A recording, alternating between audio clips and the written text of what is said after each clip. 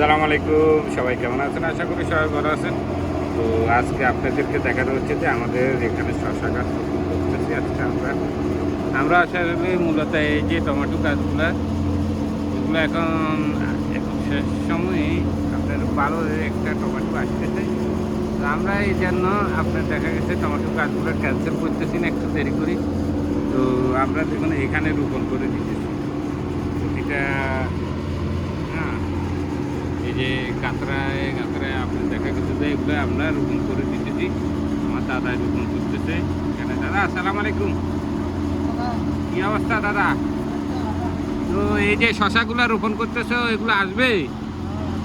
হ্যাঁ আসবে। হ্যাঁ, কিছুদিন পরে টমেটোগুলো উঠাই ফেলবে, তখন এখানে যখন মেডিসিন দেবে, হ্যাঁ, গাছগুলো অনেক বড় হয়ে যাবে। হ্যাঁ, ভালো হবে। হ্যাঁ, দেখুন আমার দাদা বলতেছে এখানে যে আমরা শশাগুলো যে রোপণ করতেছি এখন, এগুলা মোটামুটি ভালো হবে এবং কিছুদিন পরে এই টমেটো গাছগুলা আপনি রুটায় ফেলতে দেখুন আমাদের টমেটোগুলা এই যে পাকতেছে, কিছু এই যে কাঁচা আছে।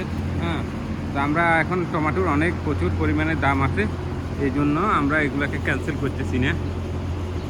তো আমরা দেখা গেছে যায় দেখুন আমাদের মাঝে মাঝে টমেটো আছে। তো